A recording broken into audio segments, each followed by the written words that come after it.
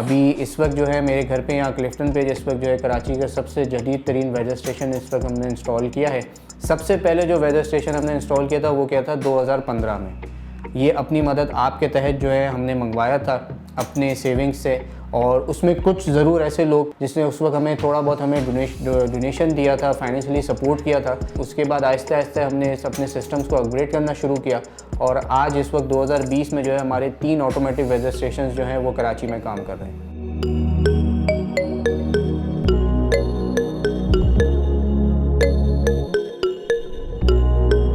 हमारे पास जो है इस वक्त एक वेदर स्टेशन मौजूद है 7-in-1 सेंसर्स के साथ है। इसमें heat, temperature, humidity, rain rate, ये सारी चीज़ें इसमें रिकॉर्ड हो रही होती हैं। एयर क्वालिटी मॉनिटर भी इंस्टॉल किया हुआ है, क्योंकि आपको पता है कि पिछले कुछ सालों से जो है वो कराची में स्पेशली एयर क्वालिटी के हवाले से काफ़ी सारी चीज़ें अब देखने में आती हैं जो लोगों को इफेक्ट करती हैं। रिसेंटली जो सबसे लेटेस्ट हमने एक चीज़ इंस्टॉल की है वो एक लाइटनिंग डिटेक्टर इंस्टॉल किया है।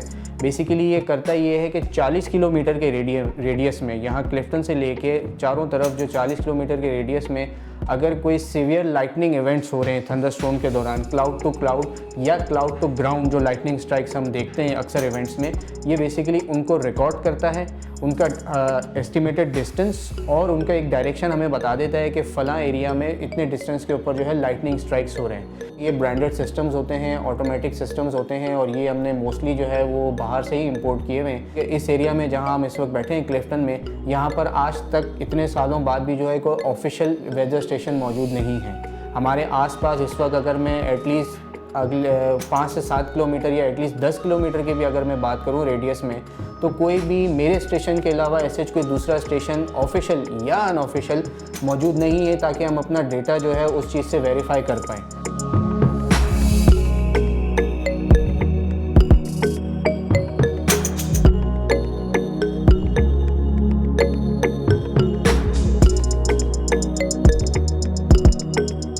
अब सर्दियाँ आ रही हैं, तो सर्दियों के में यही देखना आ रहा है कि ओवरऑल जो वर्ल्ड फिनोमेना है वो अब चेंज हुआ है।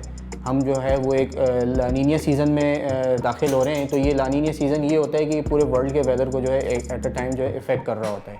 सर्दियाँ इस साल उम्मीद है कि काफ़ी अच्छी पड़ेंगी, हेल्दी सीज़न रहेगा।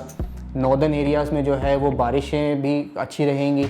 वैसे पाकिस्तान में देखा जाए तो नॉर्मल या स्लाइटली बिलो नॉर्मल थोड़ी सी बारिशें रह सकती हैं, लेकिन ओवरऑल जो है सर्दियाँ काफ़ी अच्छी रहेंगी। थोड़ा सा ये अपने वक्त से जो है वो थोड़ा सा ज़्यादा चल सकती हैं।